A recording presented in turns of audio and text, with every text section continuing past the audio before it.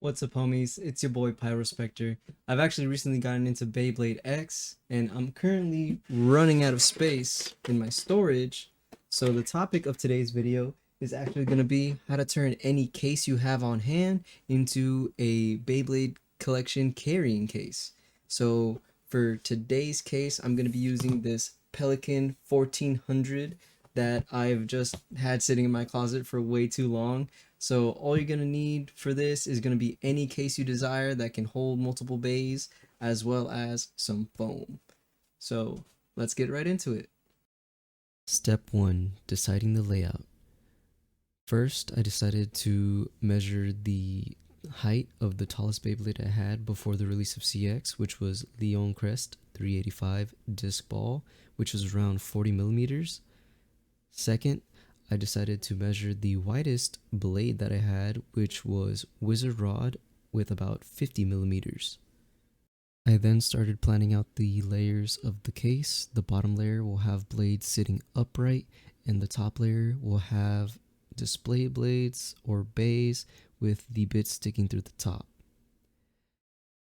Once I had those measured, coincidentally, it actually stopped right here at the top of the indent. Step 2. Marking. I then started to mark all my lines around the perimeter so I could prepare to cut the foam. Helicopter, helicopter! Step 3. Cutting. Now that I had my lines marked around the foam, I used a combination of X-Acto knives and my pocket knife in order to cut off the top layer.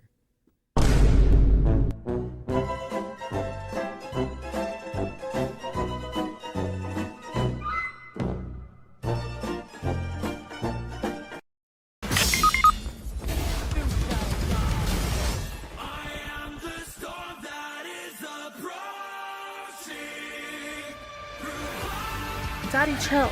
Sorry for my goofy editing, but this is where I started getting back into it. I started to cut away at the bottom layer to make sure that I had a row for all the blades that I wanted to have sticking up. They are 3 squares wide. Here I am checking to make sure that they fit, and I'm just trying to make it deep enough to where they won't be protruding through the top too much. Here's where I started on the second row, and then this guy stinks! I already have the first 3 rows filled with all my blades. Now I'm cutting out 2 extra rows to fit all of my ratchets. I also have all of my bits in 3 rows on the rest of the foam. I managed to do that just by jamming them into it. Step 4. Assembling the case. Here you see me putting the bottom and top layer into the case and organizing it, but I actually ended up changing the layout in the end. And finally, the finished product.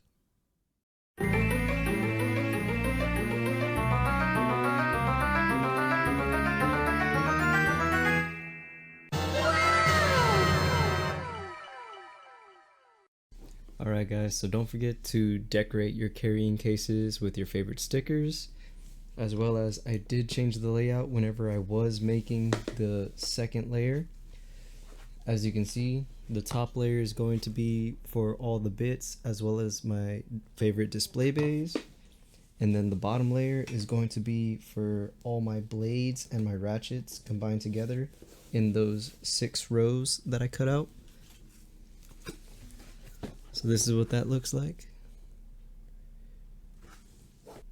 And this thing can actually hold a lot of bays. Right now I have it holding 60 of my bays, and I do plan on getting more. I'm probably going to be mixing around the collection. I do have an order of CX that's going to be coming in the mail pretty soon. But yeah, I hope y'all liked the video. Make sure to be kind to me in the comments. This is the first YouTube video that I've ever made. Make sure to subscribe if you haven't already. I do have some videos planned for the future, and I don't want y'all to miss those. But yeah, I hope y'all enjoyed, and your boy Pyro is out.